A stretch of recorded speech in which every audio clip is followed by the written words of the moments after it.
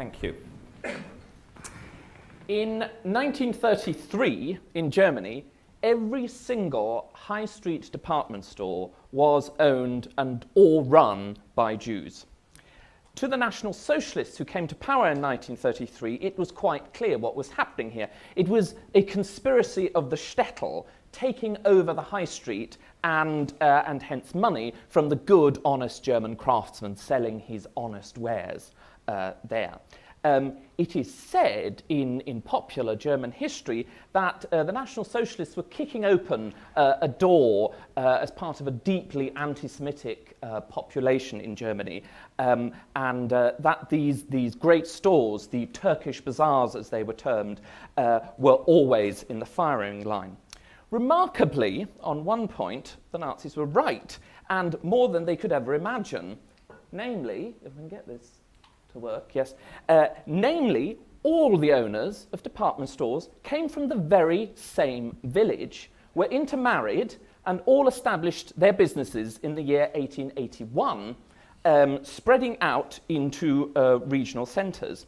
So that means 10 years after the formation of the German Empire, so-called factory ware stores, i.e. places where things that were not made on the premises were sold, were opened by these Jewish families.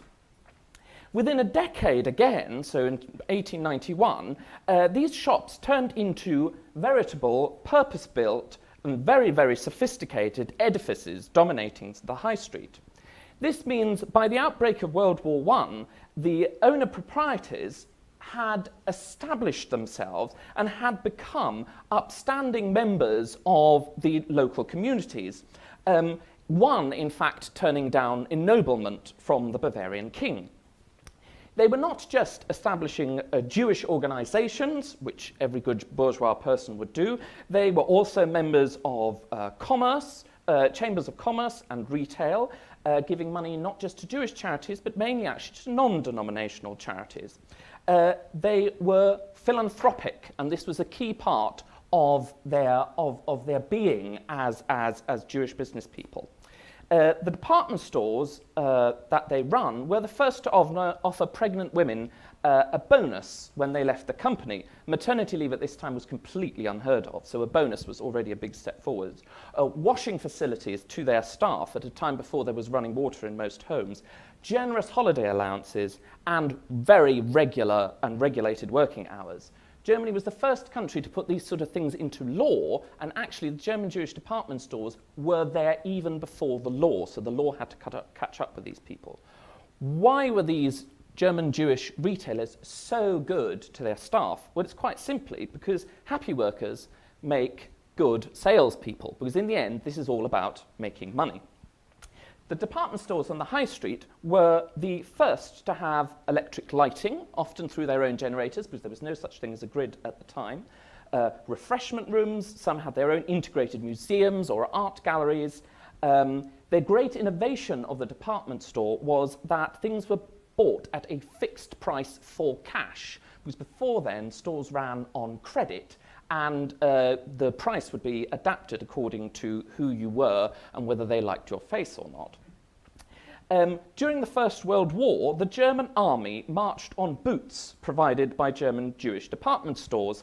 They also provided a lot of the goods, especially canned goods, because department stores pioneered the canning of goods to the German army, which means there were jokes about there were jokes about how the German army marched on Tietz boots. This means that by 1933, when the brown shirts This means by 1933, when the brown shirts first publicly demonstrated in front of Jewish stores, they were not actually greeted with a whole lot of enthusiasm. The National Socialists were actually ridiculed in the press. So what did they do? They actually did a far more clandestine approach, and that is to approach the staff and get them to agitate against the owners, and also the banks, because at that time, due to the financial crisis, stores were in hock to the banks. This is how the lots of Jewish businesses were actually taken over, not through a direct approach. This means to the German population, the stores changed very little, and often the names changed very little as well. What we can see here is very, very interesting, and I think it says something about the way of what the Woolf Institute actually does. We have in German society, as in most societies, a very radicalized arm, and we have the intellectuals, and I'm looking at all us here. And when I think of the Woolf Institute, I always think about we have to consider the indifferent. Because in the end, the indifferent that did nothing when these German stores were taken over, that made the huge difference. So what we should do, as I see it, is interest the indifferent so that radical groups on either side don't take over.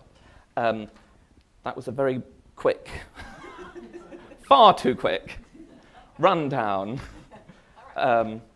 Yes, thank you.